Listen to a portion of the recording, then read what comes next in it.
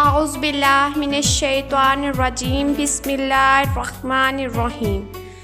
دوستو، آج کی میری اسلامی ویڈیو میں آپ کو بتاؤں گی کہ معاف کرنا کتنی بڑی نیکی ہے۔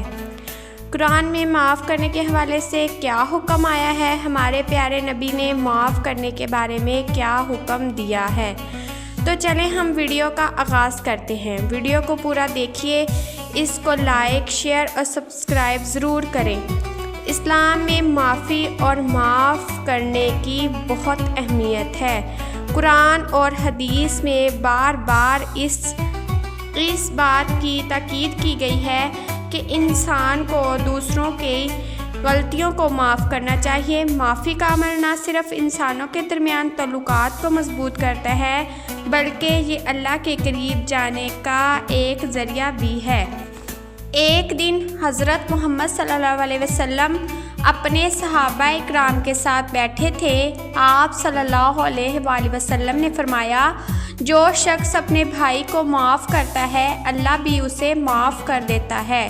یہ بات سن کر صحابہ اکرام نے ایک دوسرے کو دیکھا اور سب کے دلوں میں معافی کی طاقت کی اہمیت کا احساس پیدا ہوا۔ سب نے ایک دوسرے کو معاف کر دیا۔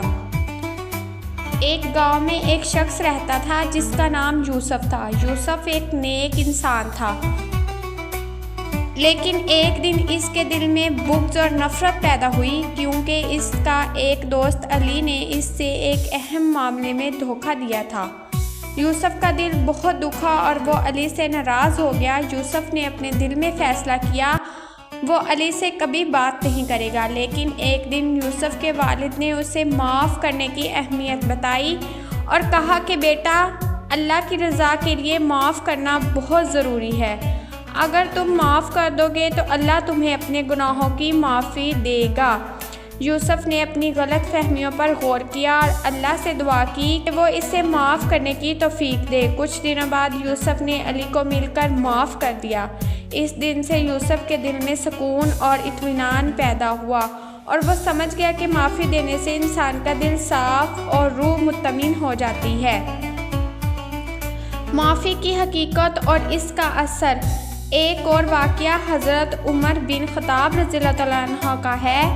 حضرت عمر کی طبیعت میں ابتدا میں سختی تھی، لیکن جب انہوں نے اسلام قبول کیا تو اللہ کی رہنمائی سے ان کے دل میں نرمی آ گئی۔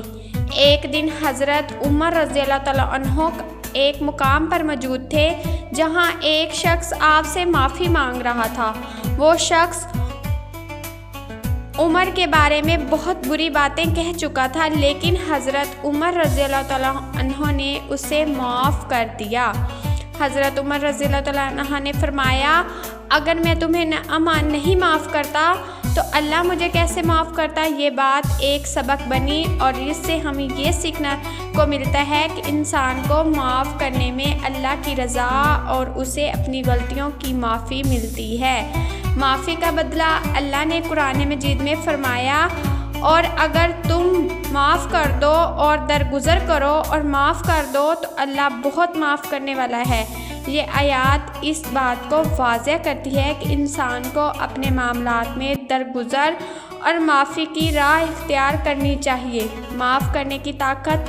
ایک دن حضرت علی علیہ السلام سے کسی نے سوال کیا، یا علی، اگر کوئی شخص آپ سے دشمنی کر لے اور آپ کو تکلیف پہنچائے تو آپ کیا کریں گے؟ حضرت علی نے فرمایا، میں اسے معاف کر دوں گا، کیوں نہ کہ معاف کرنا اللہ کی رضا ہے۔ حضرت علی کا یہ جواب معاف کرنے کی طاقت کی عکاسی کرتا ہے۔ انہوں نے اس بات کو تسلیم کیا کہ انسانوں کی کمزوریوں اور خطاؤں کو معاف کرنا ایک عالی شان عمل ہے جو اللہ کے قریب لے جاتا ہے۔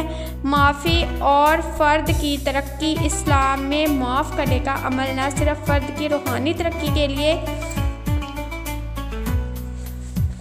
ضروری ہے بلکہ یہ اس کے دنیاوی معاملات میں بھی بہت اثر انداز ہوتا ہے۔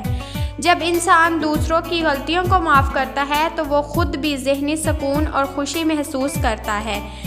ایک بار حضرت ابوبکر صدیق رضی اللہ تعالیٰ عنہ کے ساتھ ایک شخص نے زیادتی کی، لیکن حضرت ابوبکر صدیق رضی اللہ تعالیٰ عنہ نے اسے معاف کر دیا۔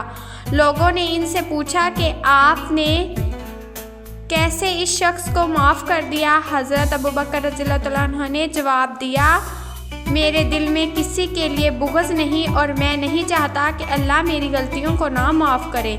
اسلام میں معافی کی طاقت نہ صرف فردی سطح پر بلکہ اجتماعی سطح پر بھی بہت اہمیت رکھتی ہے۔ جب ایک قوم معاف کرنے کی عادت اپنا لیتی ہے تو وہ امن اور محبت کے ماحول میں رہ سکتی ہے۔ معاف کرنے سے نہ صرف دشمنی کا خاتمہ ہوتا ہے بلکہ دلوں میں محبت اور اطمینان پیدا ہوتا ہے۔ تو دوستو، آج ہم اس نیکی کو اپنائیں گے کہ اگر ہم کسی کے بارے میں ہمارے دل میں بغض ہے تو ہم اس کو دور کریں گے۔ اگر ہم کسی سے نہیں بولتے تو اس کو بلانے میں پہل کریں گے، اس کو معاف کر دیں گے تاکہ اللہ تعالیٰ ہماری غلطیوں کو معاف کر دے۔ آج کی ویڈیو امید کرتی ہوں آپ سب کو پسند آئی ہوگی اور آپ اپنے دوستوں کو جن سے آپ نہیں بولتے، جن کو آپ معاف کرنا نہیں چاہتے، ان کو معاف کرنے میں پہل کریں گے۔